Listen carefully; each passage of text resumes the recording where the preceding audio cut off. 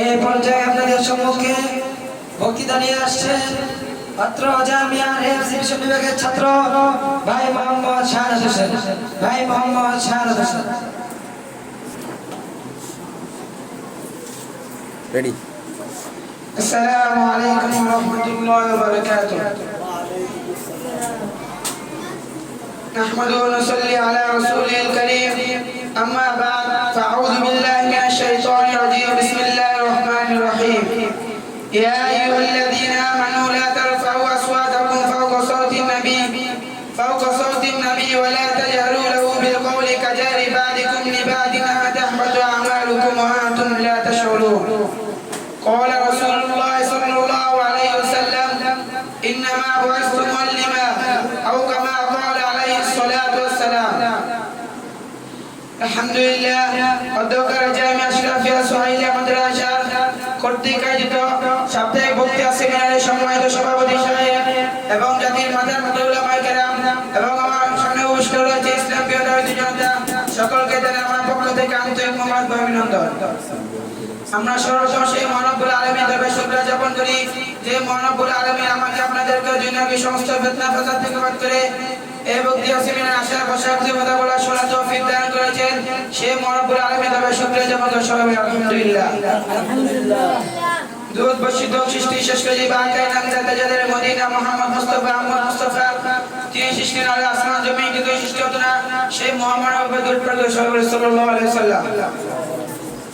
মুহতারাম হাজিরিন, আল্লাহ তাআলা বলেন ইয়া আইয়ুহাল্লাযীনা আমানু লা তারফাউ আসওয়াতাকুম ওয়া লা তাজহারু লাহু বিল কওলি কাজহারি বা'দিকুম লিবা'দিন আন তাহবাতু আমালুকুম ওয়া আনতুম লা তাশউরুন। অর্থাৎ এই মুমিনগণ নিজের আওয়াজ করে নবীর আওয়াজ থেকে উঁচু করো না এবং তারা ছোট কথা বলতে গিয়ে মন জোরে কথা বলো না, যা তোমরা কেউ অন্যের সাথে বলে থাকো। ব্যবস্থিতগণ আমি আমার বক্তব্যকে তিন ভাগে বিভক্ত করেছি। এক স্থলে মাকাম মর্যাদা, দুই স্থলে ইহতিরাম, তিন স্থলে খিদমতের ফজিলত। মুহতারাম হাজিরিন, আমাদের সর্বদা জানতে হবে উস্তাদের স্থানের মর্যাদা কোথায়। এর মধ্যে সর্বশ্রেষ্ঠ উস্তাদ হচ্ছেন হযরত মুহাম্মদ সাল্লাল্লাহু আলাইহি ওয়াসাল্লাম। কারণ তিনি দন্তে ঘোষণা করেছেন ইন্নামা বু'আসতু মুআল্লিমা, অর্থাৎ আমি এই উম্মতের উস্তাদ হিসেবে প্রেরিত হয়েছি। তিনি আরো বলেন আল উলামা ওয়ারাসাতুল আম্বিয়া, অর্থাৎ উলামায়ে কেরাম নবীগণের অধিকারী এবং নিশ্চয় আম্বিয়া আলাইহিস সালাম রূপার উত্তরাধিকারী, নবুওয়াতের এমনি উত্তরাধিকারী। আর এই হাদিসের বাস্তব প্রমাণ হলো উস্তাদ মুহাম্মদ, সুতরাং তাদের ইহতিরাম খিদমত করা স্বয়ং রাসূলুল্লাহ সাল্লাল্লাহু আলাইহি ওয়াসাল্লামের ইহতিরাম করা সমতুল্য। মুহতারাম হাজিরিন, আমরা উস্তাদের ইহতিরাম খিদমত আলোচনা করি। এই দ্বারা যারা জ্ঞান গণিত দর্শনে করেছেন তারা উস্তাদের খিদমতের দ্বারা আছেন, আর যারা ব্যর্থ তারা উস্তাদের সাথে বেয়াদবি কারণে ব্যর্থ।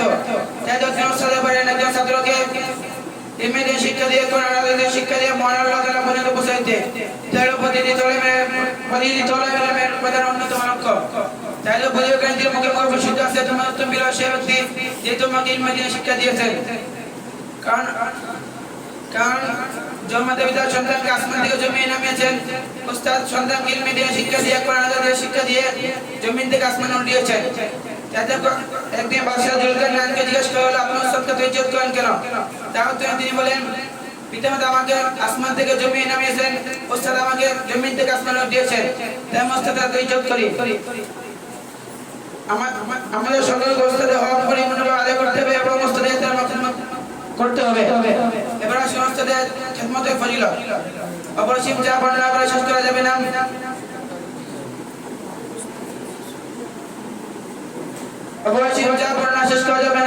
যার খিদমত আল্লাহ তাআলা সন্তুষ্ট অর্জিত জীবন কথা বলে খিদমতের সাথে মিলে গেছে জান্নাত, এই কথাই বাস্তব সত্য।